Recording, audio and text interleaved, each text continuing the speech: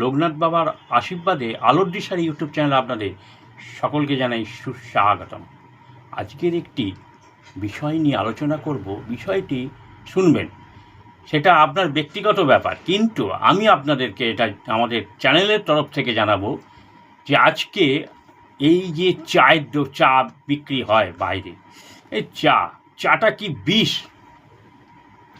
প্রতিদিন কি আপনারা বিষ খাচ্ছেন? এটা কি খেয়াল করেছেন?